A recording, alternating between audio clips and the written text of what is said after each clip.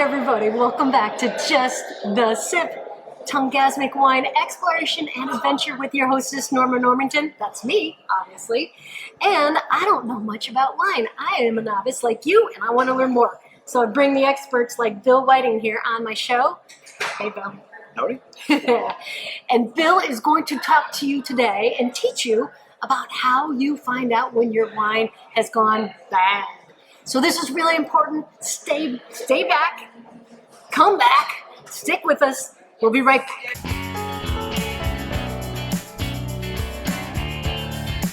Welcome back. Norma Normington here, and I've got Bill Whiting.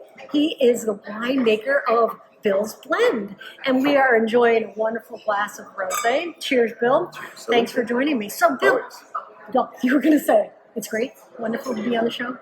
It's fantastic. Yes, thank you. I didn't mean to cut you off, but I do. Tell me a little bit about yourself, how you fell in love with wine. I got very lucky. So my grandfather actually was born in the United States, but he was sent back to Italy as a young lad, and he was under the tutelage of his aunt, which is my great-great-aunt. And she was head of the household for Pope Pius XI. And when she was head of the household for Pope Pius XI, she was in charge of many different things, and one of those things was the Pope's wine collection and wine cellar. Wow. And so my grandfather had an understanding and a liking for wine, and it soon became clear that that's what he wanted to do for a business and a business career. So he moves back to America, and in 1919 started an importing company, and that's how it all began. And so he taught everything. So he was importing wines from Italy, obviously. Importing wines from Italy, of course. Okay.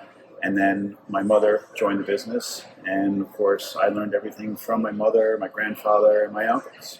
And I joined the distributorship in the early 90s and learned about the other side of the business, and then worked for another importing company, and then in 2013 magic happened. And here I am in beautiful Red Mountain, Washington. Yeah, AVA. This is its own AVA in Washington State, eastern part of it, called Red Mountain. That's what you see behind us. Gorgeous. So tell us what happened in 2013. Tell us about the magic. So 2013, we came out here to look at the beautiful Northwest, visiting Oregon and Washington, and we decided to attend the Washington Grape Growers Benefit Gala. And at the gala, they had a live auction and a silent auction, and I won a barrel and a ton of Red Mountain Cabernet. So it was Meant to happen. It was meant to be. Okay.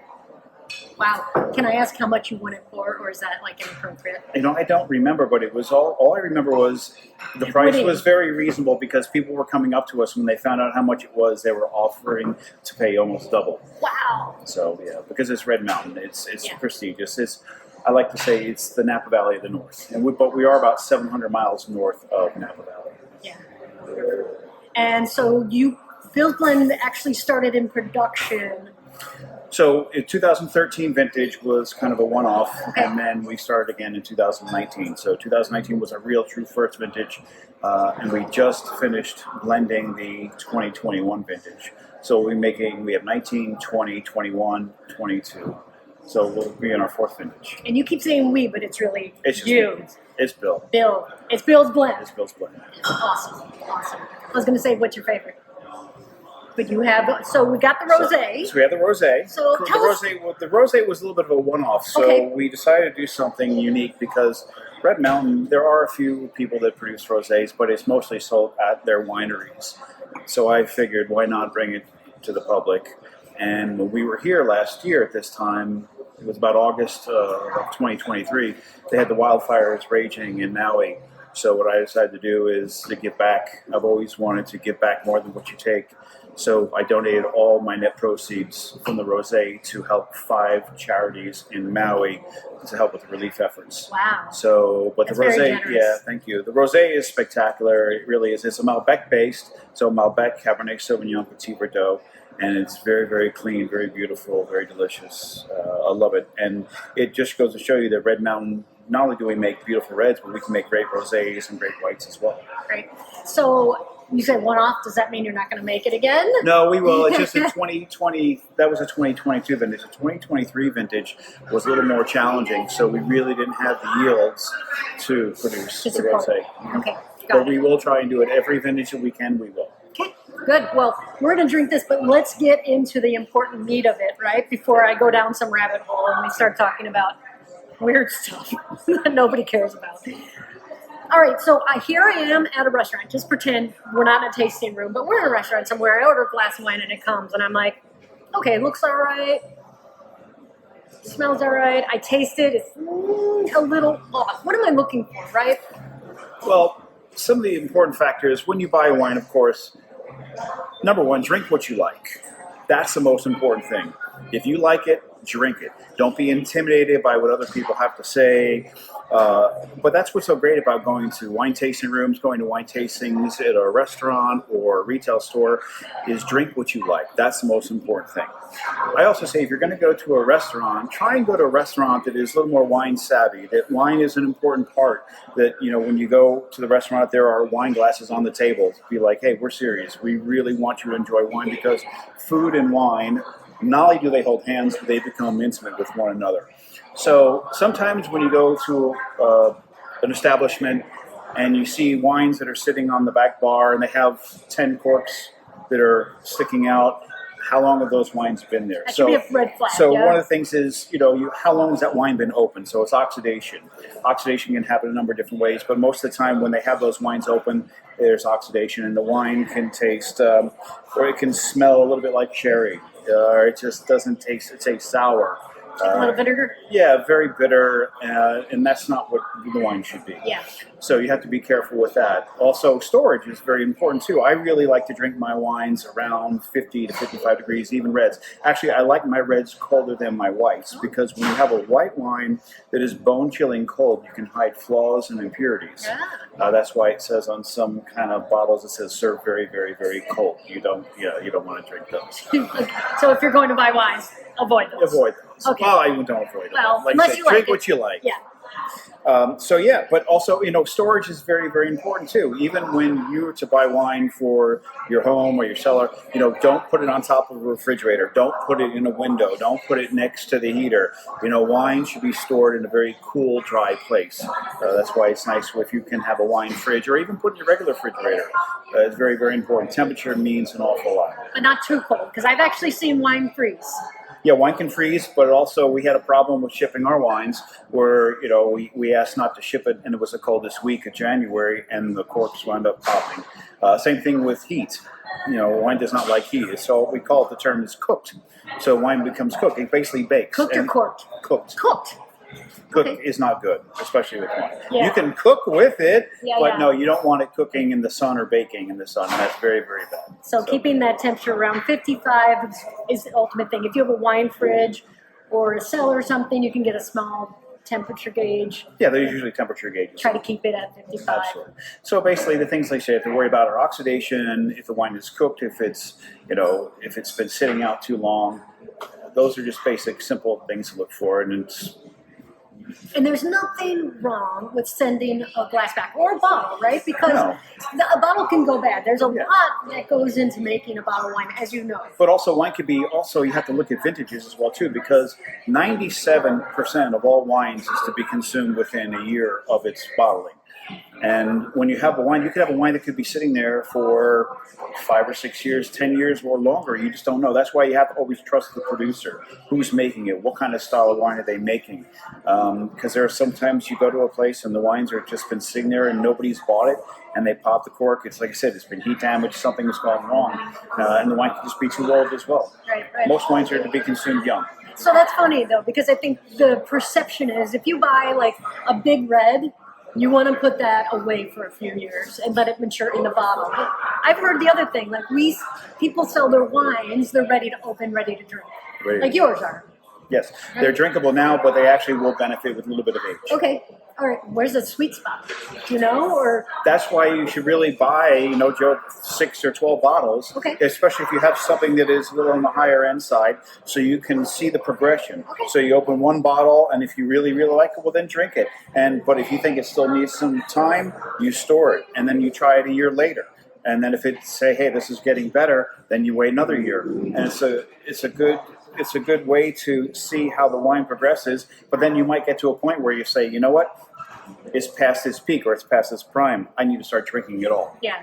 So, but it's always good to usually get 6 bottles to 12 bottles so you can see how it progresses. I like that idea. That's great.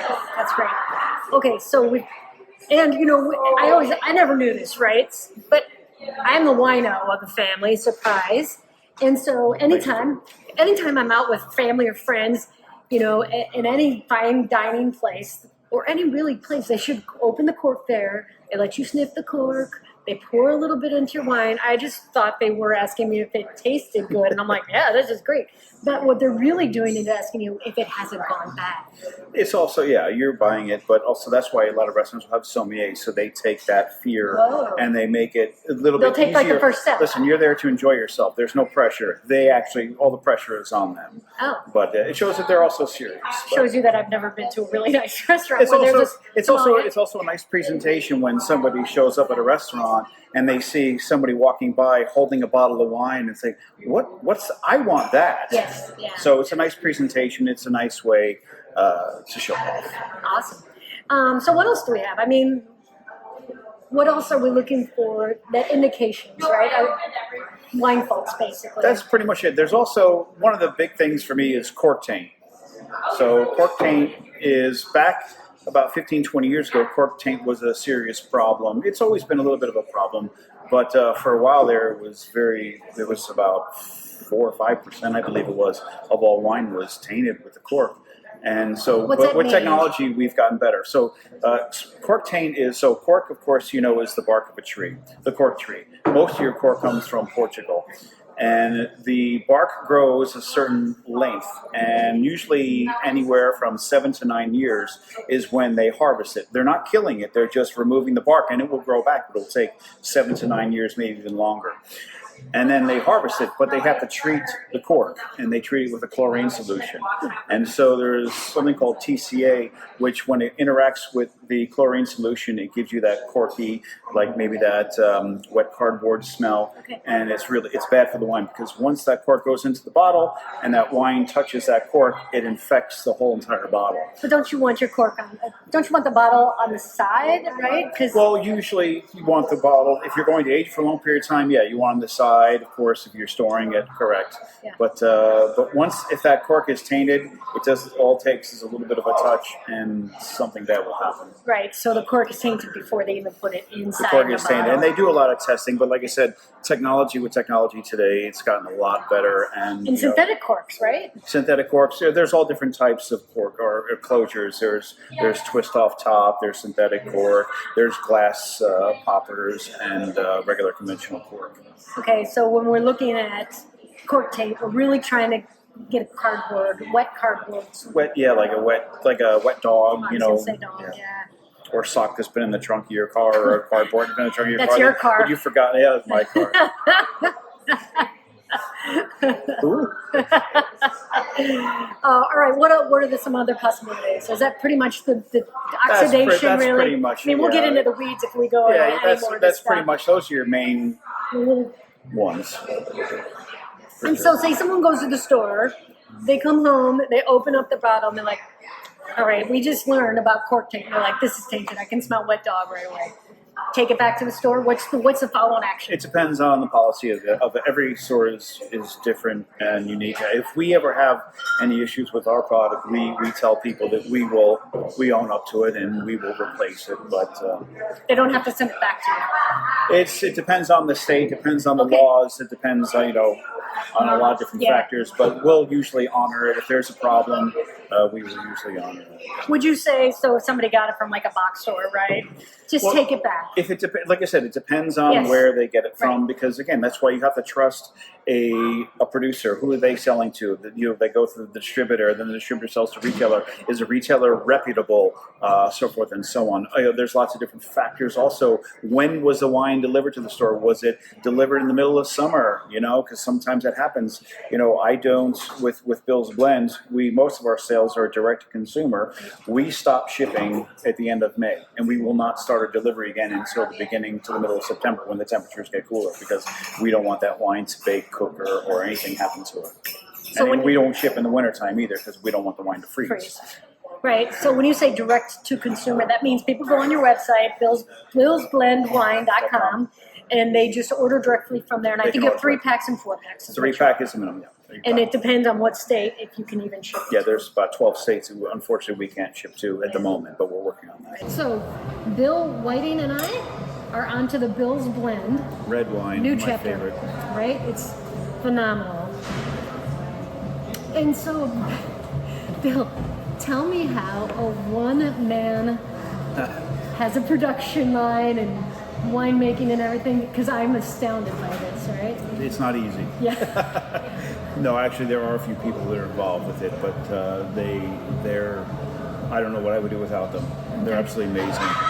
So I'm very, very lucky, very blessed. You know, it's also been of all the years I've been in the business to see how things are done, and you know, even being in the wine industry for almost close to 100 years. 30 years.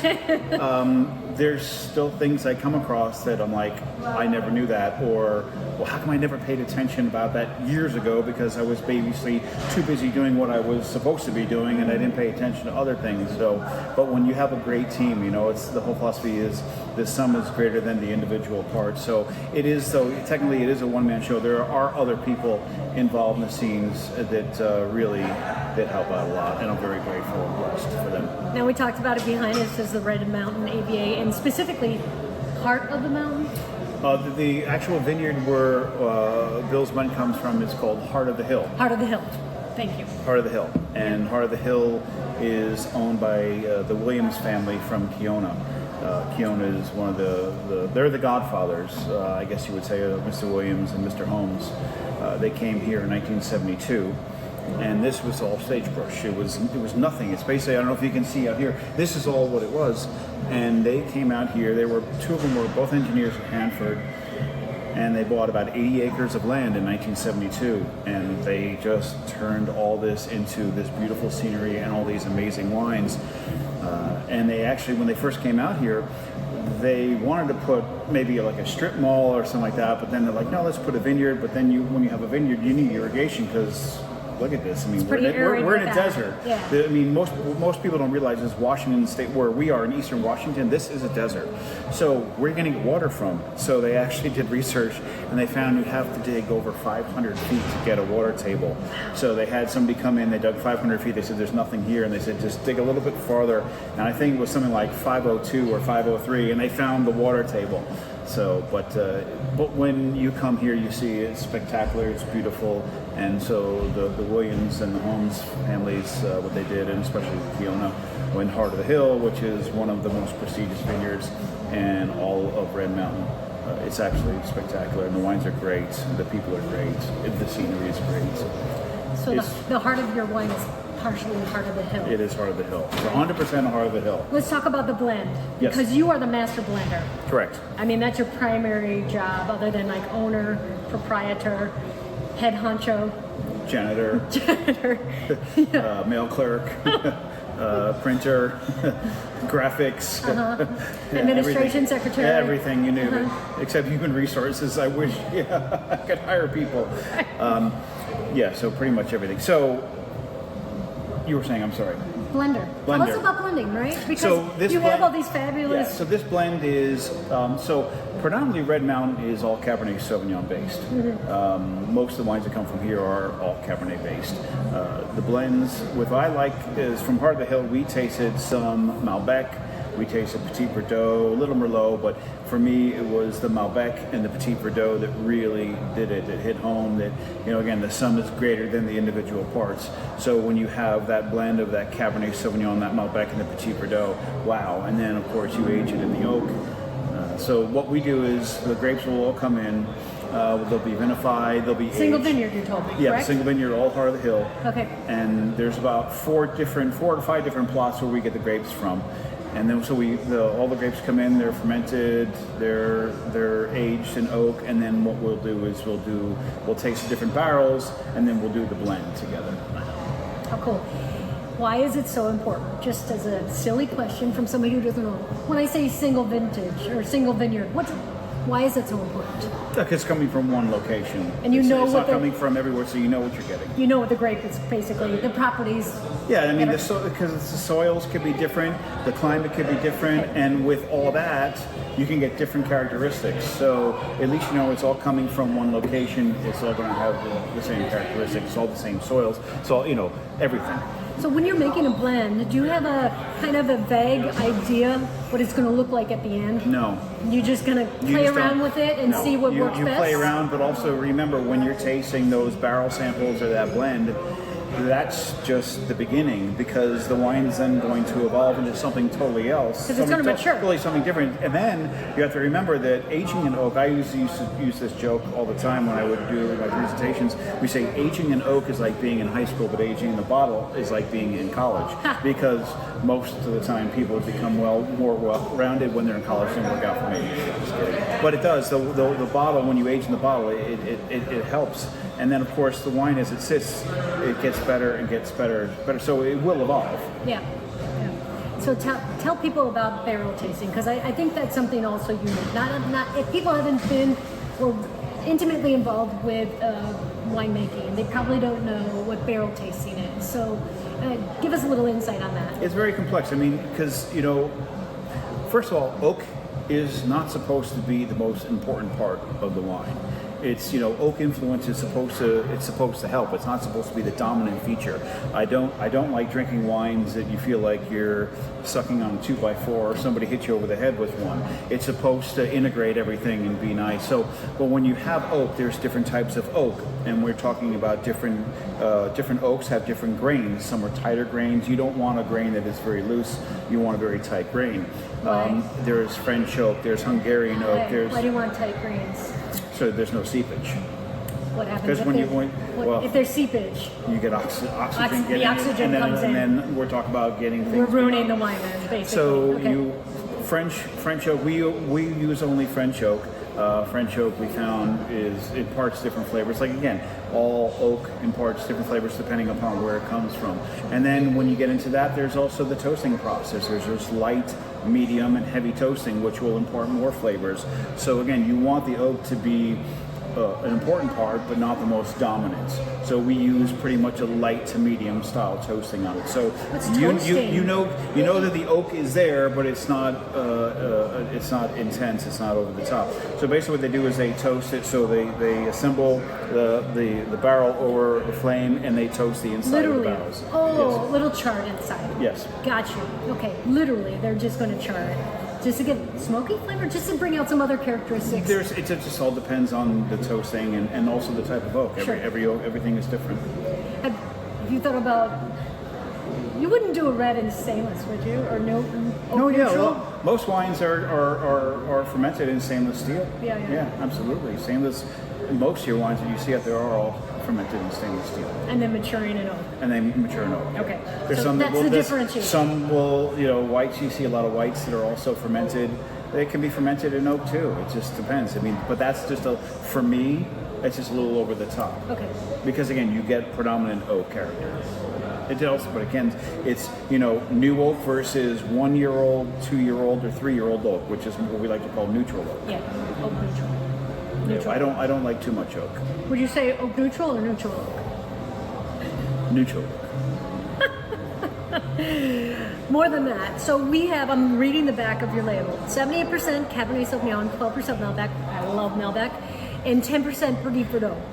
And so as you're sitting in there and you have all these different samples, you're saying, okay, we're going to start with this base, kind of heavy on the cab.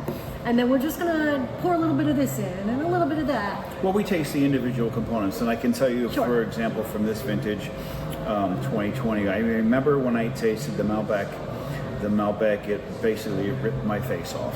It was so powerful. It was so beautiful. It had so much fruit, but the alcohol was 15.5. It was massive. It was something like I've never tasted before. Wow. But the thing is, you don't need a lot You know, you just need a little to get a lot. Yeah. And when, like I said, when you integrate it with the Cabernet and the Petit Verdot, it becomes magic. So we'll sit there and we'll play around with it because, you know, sometimes maybe if you put too much Malbec, you might get too much fruit. You don't want that. Right. It's all subject to your taste and your palate, what you want. And like I said, with these wines, what I wanted was, in the nose, I want you to smell the new world of wine. So fruit forward, jammy, intense. But then when you, right off the bat, you feel, wow, this wine's going to be massive, it's going to be big. But then when you taste it, it's liquid elegance. Yeah. It's soft. It's more of like an Silky. old world style wine. So it's new world meets the old world. And I think that's the unique thing that Red Mountain has to offer. It's the best of the new world that meets the old world. Would you say mouthfeel is more silky or velvet? Or kind of both, actually. any silky velvet? Silky and velvet, yeah. I love that. And this is a gorgeous wine. If you are interested, okay, I think we talked about it earlier. The only place really you distribute is direct to consumer on your website, billsblendwine.com, right? Correct. Okay. So, hey, what else? I mean, novice wine drinkers, and you've done a lot of wine education. I mean, you've been in the wine industry since, you know, the Stone Age, right? Don't worry, I was right there next to you, doing something else. So tell us, like, some advice for novice wine drinkers, because I really honestly feel like the industry is so intimidating, right? And people don't want to ask questions because they're looked down upon. They're like, oh, you're so silly. Why would you ask that basic question? I always say there's no such thing as a stupid question. I welcome all kinds of questions, you know, because we all have to learn how to crawl before we can walk. And I've been there, and I learn something new every single day in the wine industry. So, you know, there's really no such thing as a silly question. But again, the thing is, as I mentioned before, is the most important thing when you're enjoying wine is drink what you like. Don't ever be intimidated by what anybody has to say, really. And you know, eventually, and the nice thing is when you start young, because we have a tendency when we're younger to we like things a little more fruitier, a little more, I say the term sweeter, but fruitier. But then as we get older, our palates change and it becomes more dry. So I always like to say, if you're going to start out and you want to get kind of serious in wine, start with something that's going to have a little more fruitiness to it. You know, I can tell you right off the bat, wines from Italy, like Lambrusco. Lambrusco, for example, is a fruity style wine. But I mean, Lambrusco has been grown in Italy. The grape's been grown there for over 2,000 years, and they've been drinking it this way for years. They also make a totally bone dry version of it too. And then go like something like Pinot Noirs, because Pinot Noirs are usually very fruit forward, but also very delicate, very gentle. And then you can progress and move on. And of course, when you have wine with food, you know, they're so important for each other, because there's been times where I've had a wine by itself and it tastes great, but if I have it with the food, it just elevates that wine to a new stratosphere. Yeah, it's spectacular. Right. So there's so many different cool things about it, but the thing is, you know, search for yourself and do what you like to do. And if you're enjoying it and it makes you happy, that's the most important thing. Right. Don't let anyone tell you different. Do not be intimidated by what anybody has to say. That's right. And I just have to note, Bill and I are wearing our sunglasses because we look cool. We look totally cool in our sunglasses. So it also is so bright out. It might not look like that, but it is. We've had a lot of wind here and a lot of rain. So this is in June, so that's kind of, you know, unfamiliar territory for this time of year. But it's absolutely stunning. The sun, it's the bright. It's great. Yeah. What else in your notes that we forgot to talk about? Well, you know, I'd like to talk a little bit about Washington State, because please do. You know, when we think of wine in the United States, everybody thinks of California. I love California. Yeah, I love California. I love there's so many beautiful regions, but the one predominant, especially when you're talking reds, Cabernet, you think of course, Napa, Sonoma, Paso Robles now, you know, Santa Barbara, San Ynez Valley. There's Livermore. Monterey. You know, there's Carmel Valley. But, where we are, we're 700 miles north. And, the Washington wine industry is fairly young. Yes. The 1960s is when pretty much was started. But right now, we are the Washington State is the number 2 producer of wine in the USA.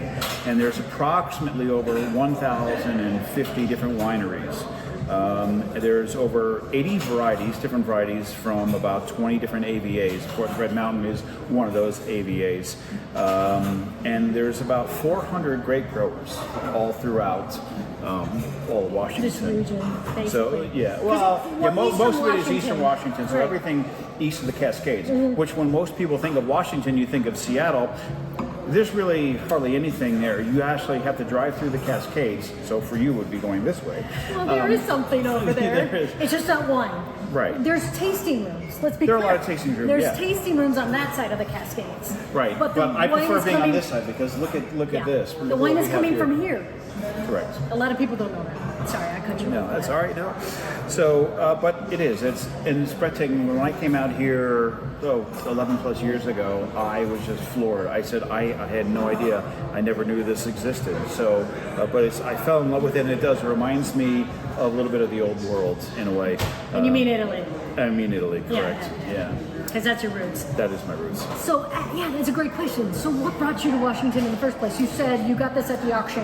In 2013, the auction, we got the ton of Red Mountain Cabernet from Scott and Vicki Williams, and also won a brand new half French, half American oak barrel. And that started it all. But so kind of on a whim, you just came out here, or you had already joined? We just came out here. We were actually looking at some of the producers that we were representing at the time. Okay. And it was... with the family business. It was a family business, and we came out here and literally was just floored and blown away. And I wish more people would come out here and see it. I know it's a little bit off the beaten path, but you will be rewarded. I mean, like I said, everything is so beautiful out here. Yeah, you see the background behind us, but that's just one tenth of what the gorgeous there's other areas. But Red Mountain is kind of like we say, it's the Napa Valley of the North, I like to say. Yeah. And we're approximately Red Mountain can consist of we're anywhere between 540 and about 1,400 feet above sea level. Wow. So, and the other cool thing about this area is, it's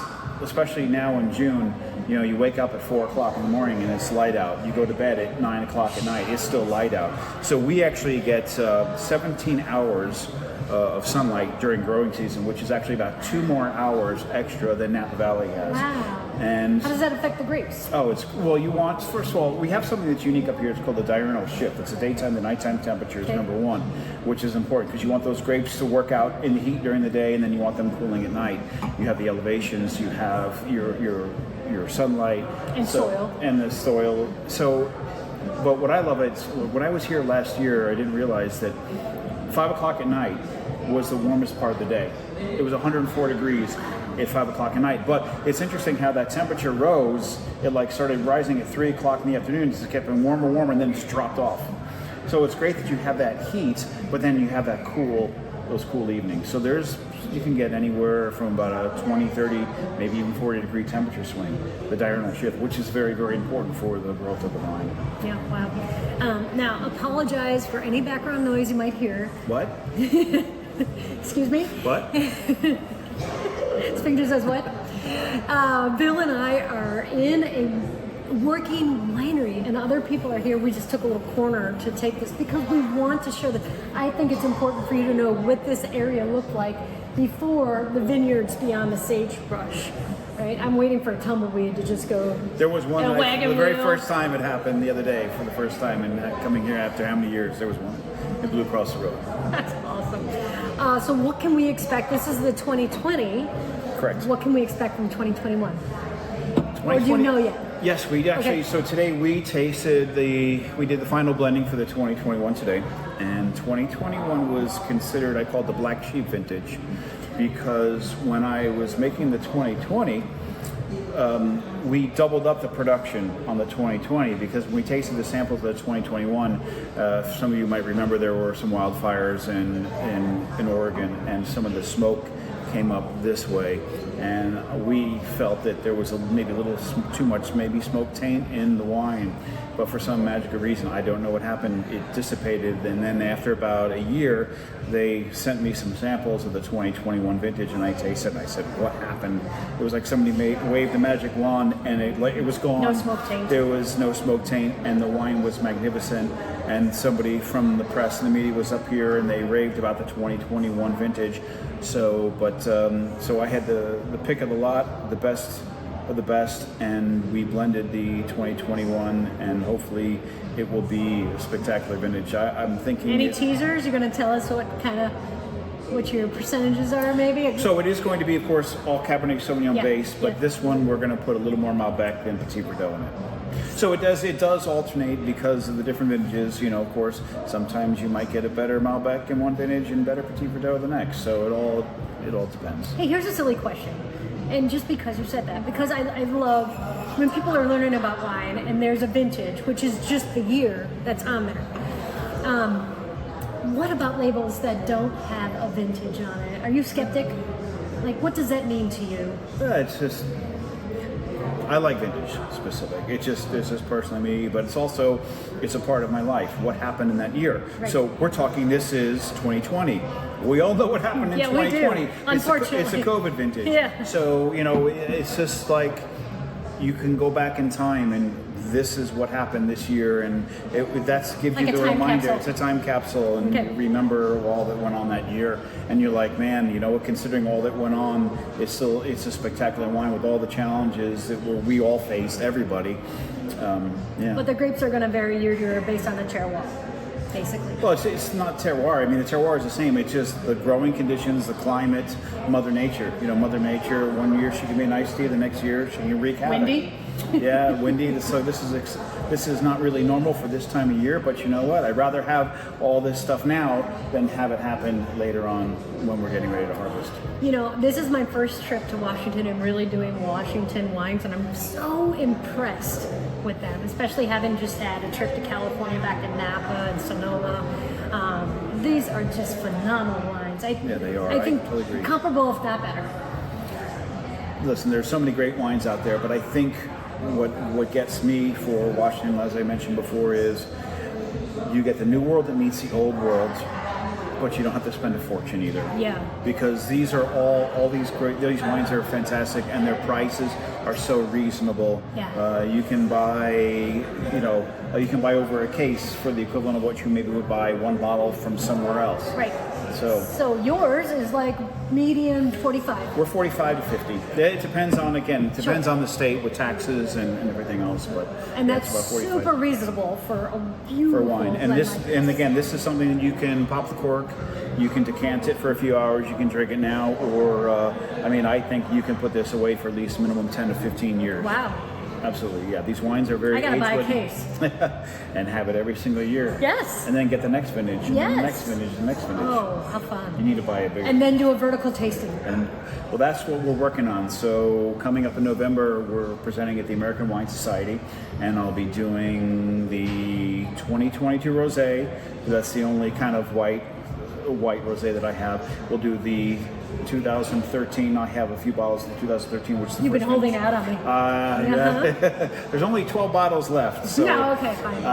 And then we're going to do the 2019, 2020, 2021, and then if we can get a barrel sample of the 2022, we'll do that. So we'll have 5 vintages of the Bill's Blend Red, and then 1 Rosé. Now, do you feel like, and this is sort of maybe an inappropriate question, and if it is, let me know, but do you feel like your family connections and your time in the industry, making those connections with other wineries, especially as a distributor, helped you put your foot in the door with Bill's Blend wine? Oh, absolutely, it has. Yeah. It's opened my eyes to so many different things, but also, at the end of the day, it was my choice, my decision to do it. And it's been, everything has its challenges, but it also has its rewards too. And I'm very grateful that I did, because it also reconnected me with a lot of people that are in the industry that have been always very supportive of of me, also of the wine industry as well too. So it's nice. And I, doing this for over 30 plus years, I've met so many incredible people. So I want to thank all of you that are out there that have run cross paths before, whether it be just at a dinner or a tasting, even if it was maybe for 5 minutes. I've met so many wonderful people and have gotten so much inspiration too, whether it just be from an idea to maybe do something, to think outside the box, or whatever, anything. All right, Bill, I'm going to put you on the spot. Go. Totally off script. Let's go. I'm ready. 10 years, 15 years from now, Bill is going to finish the sentence. You can change the verb too if you want. Well, there's the goal is to have a 100-point wine, but again, that's difficult. But I strive to have the 100-point wine. If you want to strive for perfection, it might never happen, but I'm prepared for that. I feel like wine is so subjective. I mean, this is delicious. But it would be ultimately I want everybody that tries it to enjoy it and like it. I love what you said, because think of wine as part of your meal, like not something different from, but as part of, to like really enhance your meal. Also between friends, right? Like I could drink this. I could drink this all day. Well, I'll tell you. So when we first started this in 2019, I said, well, we'll make 200 some odd cases. And I said, well, if it sells well, great. If it doesn't, you know what? I get wine to drink for the next 5 years. But I said I always wanted to make a wine that I would drink myself. So the nice thing about this and Bill's blend, even the Rosé too, is I like when I'm in there tasting the samples and I'm tasting all the different components. I said, is this a wine that I would drink on a daily basis? And the answer was yes. And that's the kind of wine I always want to make, because my palate, I've seen many different types of things over the years, and I've had many different friends that have different palates, and you want to try and please everybody. It's hard. It's difficult, but the thing is, if, like I say, that's what makes Washington so great, is it's the best of the new world meets the old world. So it has everything that you want. So many properties that are wide There's spectrum so many of people different things, so many of enjoy, them. right? So. Yeah. And hey, if you're enjoying this, like, subscribe, follow, and if you don't know how, let me know. Bill, what am I forgetting? I think we need more wine. All right, on that note, hey everybody, I've got Bill Whiting of Bill's Blends Wine, and he has so graciously provided you with a bunch of great information, not just about like what you need to know to find out if the wine has gone, and when I say bad, I feel like that's the wrong term, right? It's turned. I like to say turned, but then people look at me funny. As the wine turns, putrefied. True. I think I made that. Is that a real word? Sure. If it's putrefied, Depends on how many glasses you have. send it back, or try to take it back, or trust your own instincts. Trust your own ability. Yeah. If you're getting a hint of vinegar, dog's breath, no. Sherry vinegar style. Yeah. Unless you are drinking sherry, then it's different. Then that's a whole nother animal. Right? But enjoy your wine. Find your varietal. Whatever you enjoy, and I always like to say, wine has only one purpose in life, and that's to give pleasure. Cheers. On that note, thank you for joining us. I will see you next month on Just the Sip. Norma Normington, Bill Whiting. Visit Washington. Look at this. It's beautiful. These are tasting rooms, so you don't have to be in Seattle. Hey, thanks for joining. Cheers. Thank you to Williams for Kiona Winery for letting us use their facility.